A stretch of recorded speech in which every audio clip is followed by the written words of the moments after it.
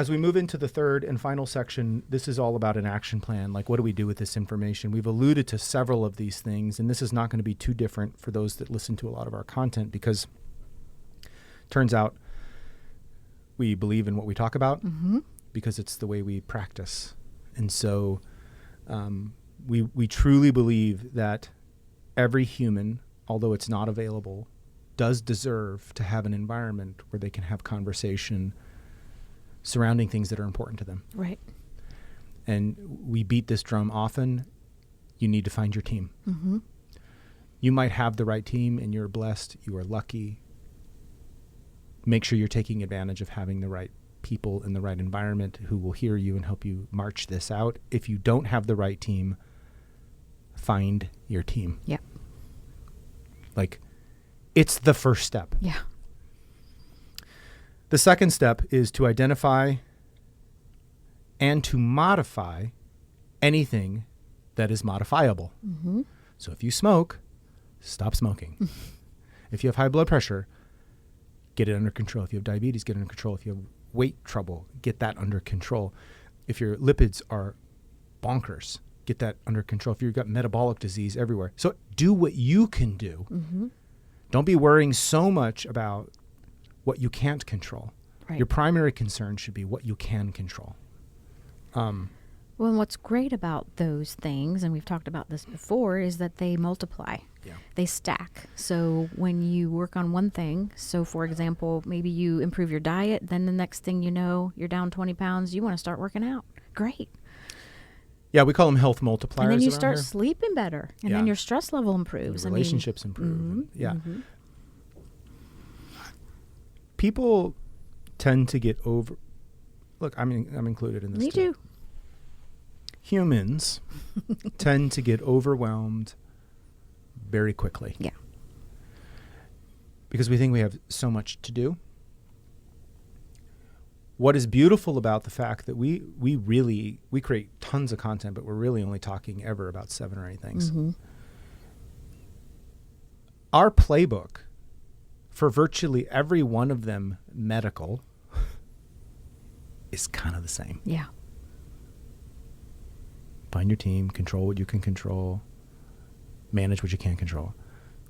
What is controlling what you can control? Metabolic disease is number 1. You want to do something really good for yourself? Don't ever get diabetes. Go on offense. Go on offense. Hard Don't ever get offense. diabetes.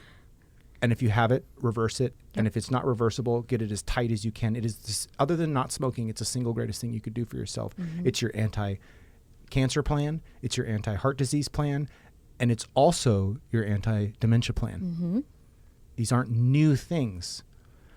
So maybe this talk you're listening to now will motivate you to do the thing that you wanted to do about the diabetes you don't want to get,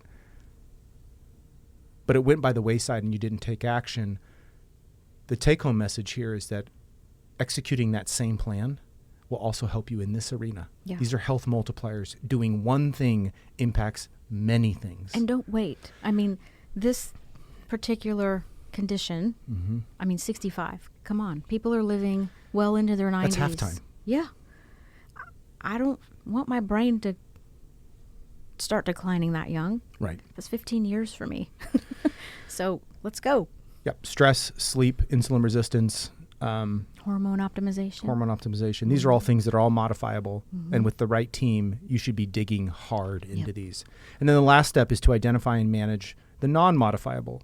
You've touched on a couple of these. Age. I can't help that you age.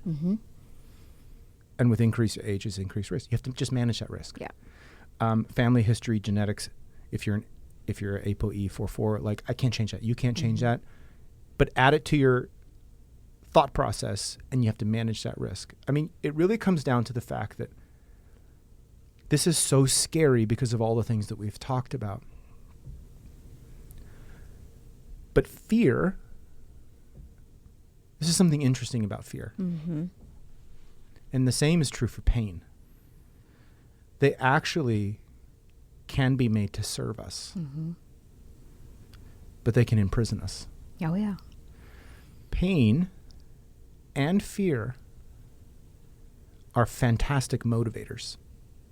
to get you moving. Mm-hmm. It's useful if you want to stay alive to like avoid pain.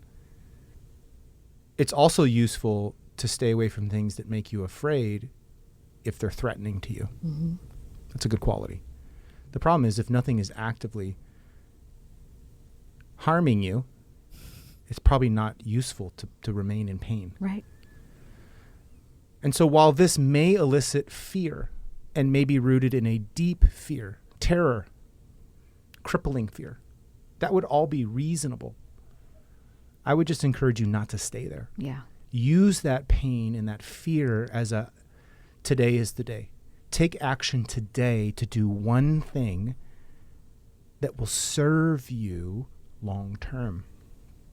Leverage the fear in your favor. Don't let it keep you on the sideline playing defense, because people who play defense, who get this disease, have bad outcomes. Yeah. Use age to your advantage, right? If you're young, hit it hard now. If you're approaching the age where it might appear, it's never too late. No, Start with one thing. No, and yeah, I mean, I think that's the message, right? Live with your eyes open. Take ownership of your health and your future. And it starts with, do you have the right team? Right. It is not their responsibility. Yeah. You know, we all are responsible for our own lives. Mm-hmm. And I mean, you wouldn't let your children stay in a school that was ignoring your children. Right. Change schools. Yeah. You wouldn't stay in a job that you hated. I mean, you might if you had to, but you wouldn't be happy. Right. And you wouldn't be confused why you weren't happy. Mm-hmm. People who have lives that continue to improve are on offense. Life isn't experienced passively in a positive manner. Right. You have to, life is happening for you. Mm-hmm. And you've got to navigate into the storm and around the storm and through the storm. And these things that are causing pain can be gifts if you listen to the message behind why you're hurting and why you're afraid, and then do something to alleviate those things. I love that. This is a heavy topic, but we wanted to try to tackle it because it tends to be one of what we call the big three. Yeah. It's cancer, heart disease, Alzheimer's. If we polled 100% of our members, these would be the top three. Some people might rank them in different order, but these are almost universally across the board, the 1, 2, 3. Mm-hmm. And then beyond that, it's a scatter graph of like random things. These things matter so much, and they're all in the top 10 killers of humans. Heart disease is number 1, cancer is number 2, and Alzheimer's comes in at 7. Mm-hmm. That's insane. Yeah. So they matter. So they're not only scary, but they're scary for a reason. I hope this is encouraging. I hope that you utilize the great team that you have, and if you don't have that great team, you begin hunting immediately for that team, and you use some of this content to help give you a jumping off point for what you should be asking, what you should be thinking. Mm-hmm. I hope you share this with somebody, excuse me, that maybe will find this useful.